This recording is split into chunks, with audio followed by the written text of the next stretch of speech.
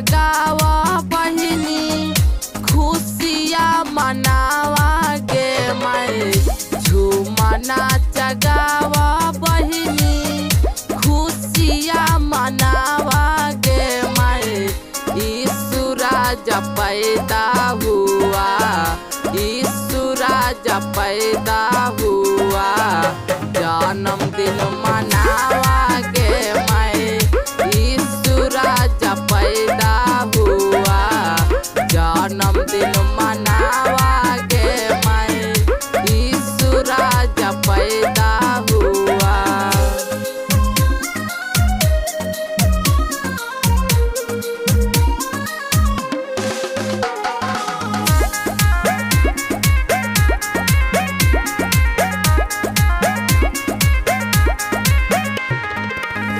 बैतलम की छोटी नगरिया चमकल सितारा चरनी में आया यीशु दूतों ने गाया।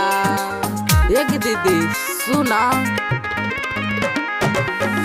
बैतलम की छोटी नगरिया चमकल सितारा चरनी में आया यीशु दूतों ने गाया।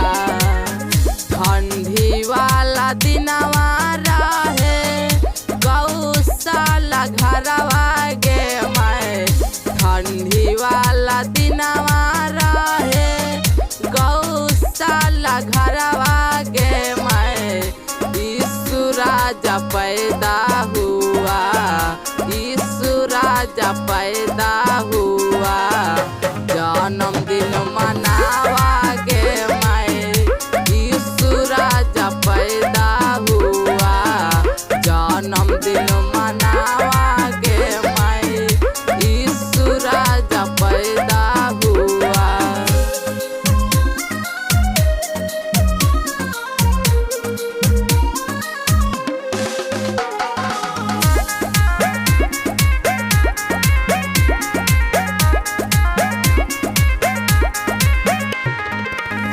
राजा घबराई गईले यीशु जन्म लिया बार बार ढूंढने पर पता नहीं पाया।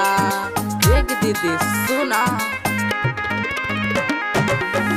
राजा घबराई गईले यीशु जन्म लिया बार बार ढूंढने पर पता नहीं पाया।